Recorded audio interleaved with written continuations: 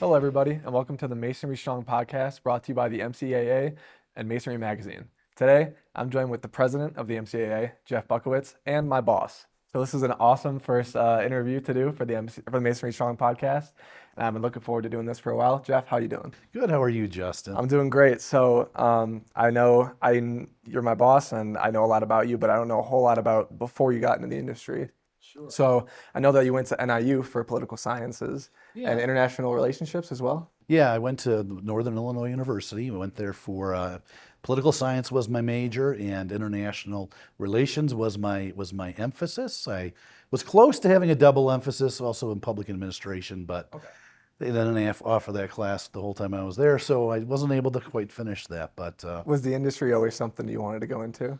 no, this industry I would not say so. I mean, it's. I think that most people, and I try to explain to people what an association is whenever anybody asks you what you do for a living, because nobody really knows what an association is. But I have to explain it, and I was no different back then. I was going to go into politics, and my goal was to be president. I am president, just not the one I thought I'd be. So it changed a lot, but it's all good because I went into the political side of things for a while, worked for a state rep. She became state senator, did some work with her for a while, and that's actually how I got my introduction over here at the MCAA. Gotcha. That's a great segue because I wanted to ask, how you got into this association and, how you got to be the president and where you started and how you built your way up. Yeah, so I came in, I actually met the person who was here at the time. He was the executive director.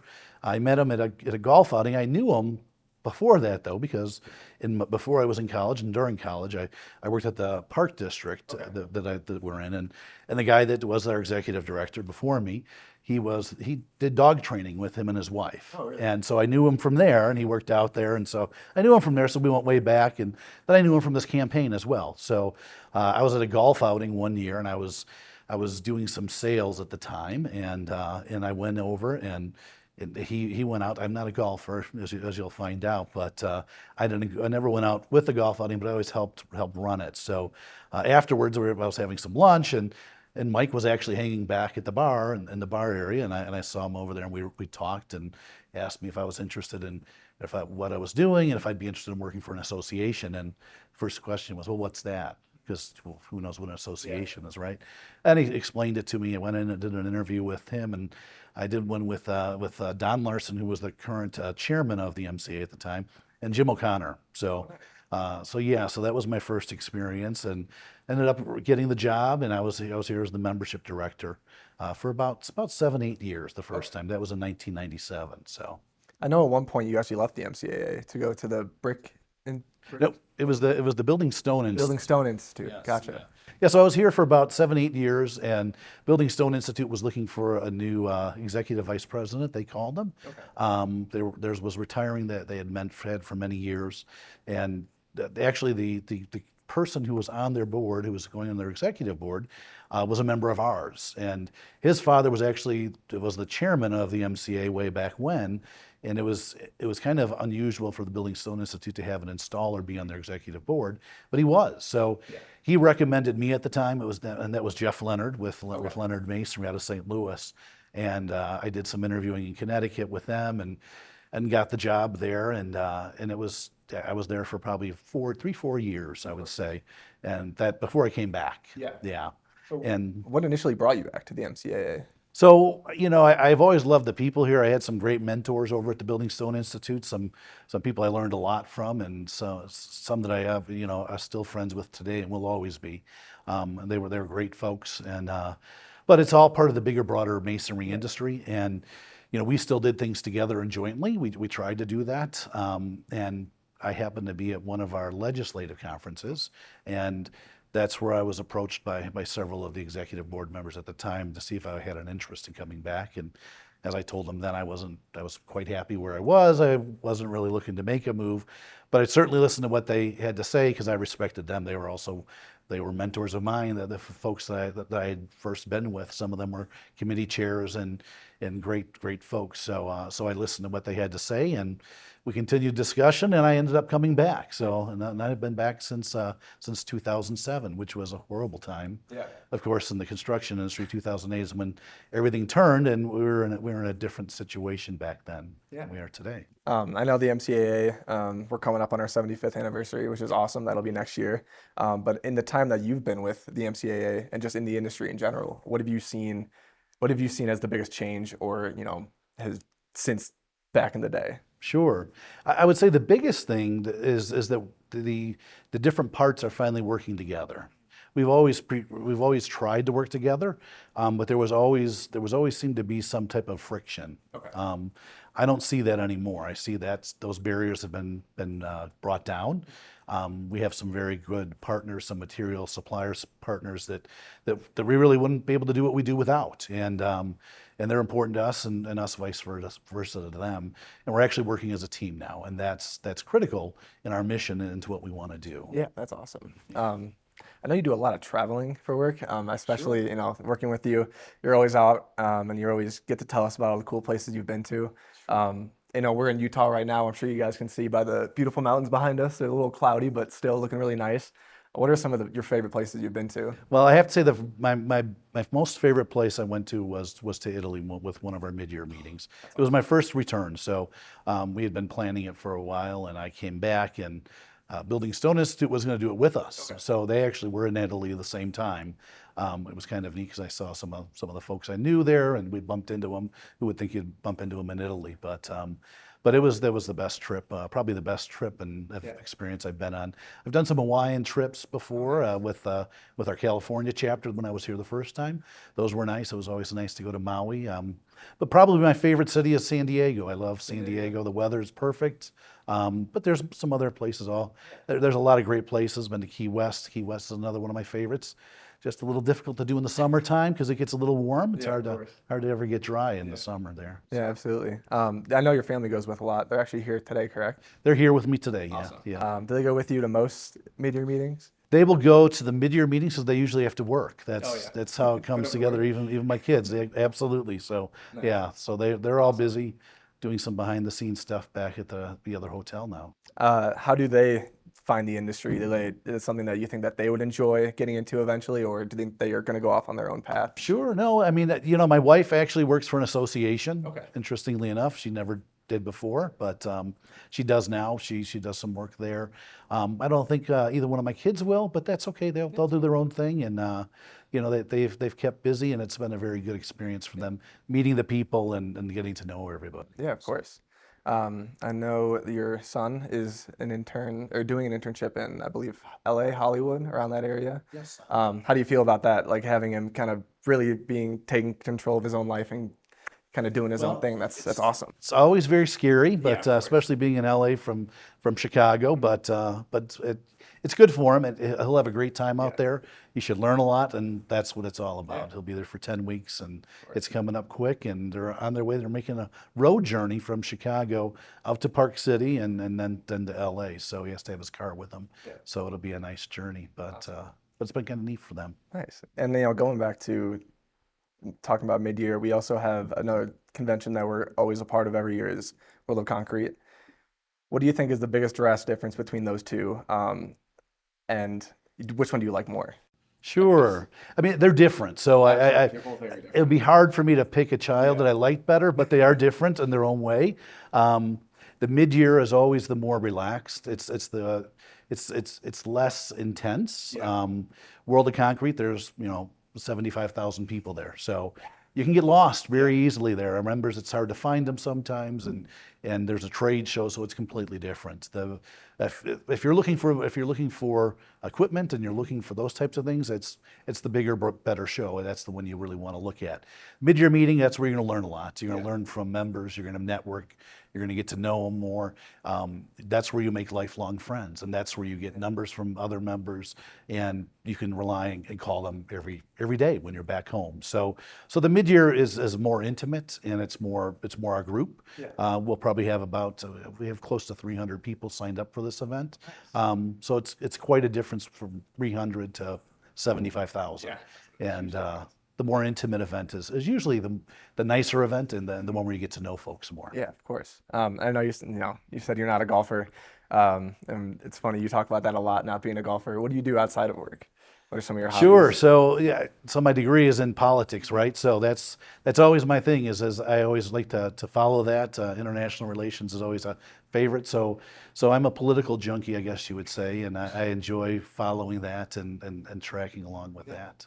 That's one of my favorite things to do.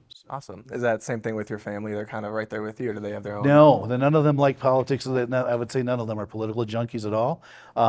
It's kind of interesting that way. My wife was very non-political. She doesn't read a paper, doesn't really keep up on news. So she stays out of that, which is probably a good thing because I can be very opinionated from time to time. So it's not a bad thing for her not to have strong views one way or the other. It's totally understandable.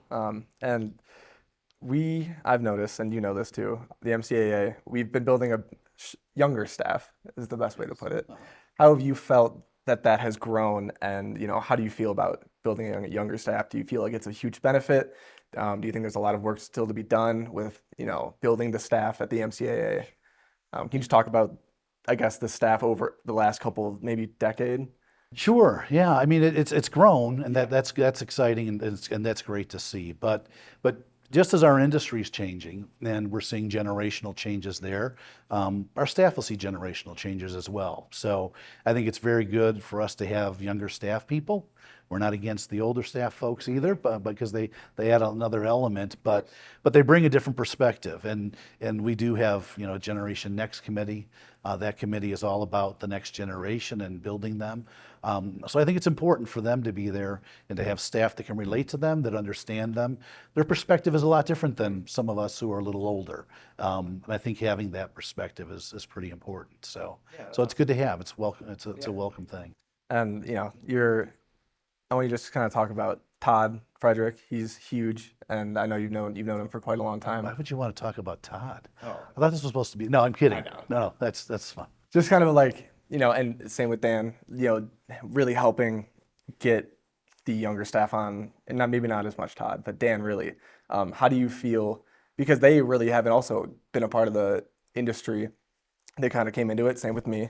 How do you feel that I guess, how do you feel that they've done in their roles, and just overall, how happy are you with the MCAA and how it's grown within the last couple of years? Sure. So Todd came to us when we were quite a bit smaller, and as you said, I've known Todd for an awfully long time. I knew him when I was just graduated from college through some mutual friends. So I've known him. I knew him back then. He used to be a home builder. Used to sell homes, and he was very successful at that. He had his own home building company, but as most of construction in 2008, everything got killed, particularly home building, and he owned his own company back then, and I knew he was going through some struggles. And the funny thing was, we had a membership coordinator opening, and we had just hired somebody, and I got a resume from Todd Frederick, and I was like, wow, well, this was an interesting scenario. Yeah. And the poor kid, that he hadn't even started yet. And I knew who this was, and I really wanted to have Todd work for us because I knew he was successful with that and building relationships and doing what he did. And I had known him for so long. So I actually met him at a Panera to have our interview. Now, he didn't know who I was because I had a nickname back then, and it wasn't Jeff Buczkiewicz. Knew me by a completely different. We don't have to go into that, but yeah, so knew me completely different. But once, of course, he showed up, he knew it was me, and it was kind of fun that we went through the interview, and he came, and I know we couldn't pay him what he wanted at the time, but I told him about this magazine we were going to bring in-house, because at the time we didn't have it in-house. And I said, I think we can probably have you do magazine sales as well, and we can get you boosted pretty quickly in your salary. So he came over and wasn't real happy with his initial salary, but I promised him that when the magazine came in, he'd have opportunities to move up, and he did. And that's the rest has been history. He's done very well for us. First few months, he was a little discouraged because he couldn't seem to sell these membership things. It was so much easier to sell a house, and it probably can be from time to time. And I did tell him how you have to cultivate it. You're like a farmer out there. You're planting seeds. It'll happen. They'll come. It's not going to happen overnight. So we did get.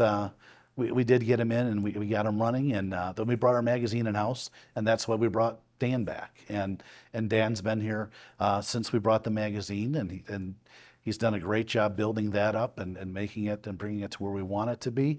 And I think we're in a very good position now with them right underneath me. Todd's going to be our vice president in the very near future, and Dan will be leading his director of content and the whole content side of the organization. So it should be exciting. That's awesome. And with the whole Masonry Strong podcast, it kind of goes into a new, I guess, field of innovation, technology. Even in the year I've been in this association, I've seen so many technological advancements.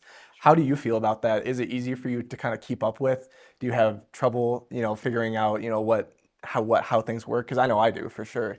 Sure. Well, it all evolves and changes, Yeah, of and course. thankfully we've got people that know and understand a lot of that change. I don't necessarily understand it, but I know where we need to go. And there's so many things going on right now with AI. Yeah. We're working with scanners to assess projects and scan kids' projects to grade them and to judge them. There's things I never thought we'd be doing that we are looking at today. So being able to adjust to those and getting the right people in-house to be able to build upon that and see how we can utilize it as an industry is key to our success, I think, down the road. Lastly here, we'll just finish off with this one question. What does Masonry Strong mean to you? So Masonry Strong, it seems like a simple word, right? It's two words, so Masonry Strong, little phrase, but Masonry Strong means what it says, right? It's Masonry Strong, and if you take it for what it is, the materials are strong, right? They're resilient, probably the most resilient material you'll find out there. They'll last forever when you install them. But Masonry Strong means so much more than that. It's beyond the materials, and it's the people. It's the people behind it, and that's the part that's the strength. That's what gives Masonry its strength, is the people that install it, the people that are there, what they do for their communities, and that's what really Masonry Strong is. It has several meanings and double meanings, but it's the people that make Masonry strong. That's awesome. It's good to have a vision. It was great to have you here as well. I really appreciate you hopping on for especially the first podcast. I had a good time. Looking forward to the rest of mid-year. Okay. Yeah, Sounds good. Thanks, Justin. of course.